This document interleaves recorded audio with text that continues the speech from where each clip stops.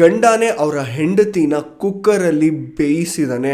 Friends, ಈ ನ್ಯೂಸ್ನ ಕೇಳಿಸ್ಕೊಂಡು ಇಡೀ ಪ್ರಪಂಚನೇ ಶಾಕ್ ಆಗಿದೆ. ಇದು ಆಗಿರೋದು ಎಲ್ಲೂ ಅಲ್ಲ, ನಮ್ಮ ಭಾರತದಲ್ಲೇ ಹೈದ್ರಾಬಾದಲ್ಲಿ ನಡೆದಿರೋಂತಹ ಒಂದು ಇನ್ಸಿಡೆಂಟ್. ಈ ಸ್ಟೋರಿ ಬಗ್ಗೆ ನಾನು ಕಂಪ್ಲೀಟಾಗಿ ಹೇಳೋಕ್ಕೆ ಮುಂಚೆ ನಾನು ಒಂದು ವಿಷಯ ಹೇಳ್ಬಿಡ್ತೀನಿ. ನನಗೆ ಇಂಡಿಯನ್ ಆರ್ಮಿ ಅಂದರೆ ತುಂಬ ರೆಸ್ಪೆಕ್ಟ್ ಇದೆ, ಸೋಲ್ಜರ್ಸ್ ಅಂದರೆ ತುಂಬ ರೆಸ್ಪೆಕ್ಟ್ ಇದೆ.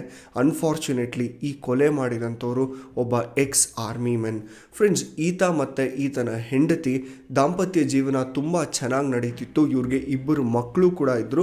ಈ ಸಂಕ್ರಾಂತಿಗೆ ಆ 2 ಮಕ್ಕಳನ್ನೂ ಅಜ್ಜಿ ಮನೆಗೆ ಕಳಿಸಿದ್ದಾರೆ. ಅಜ್ಜಿ ಮನೆಗೆ ಕಳಿಸ್ಬಿಟ್ಟು ಇವರಿಬ್ಬರೇ ಮನೇಲಿದ್ದರು.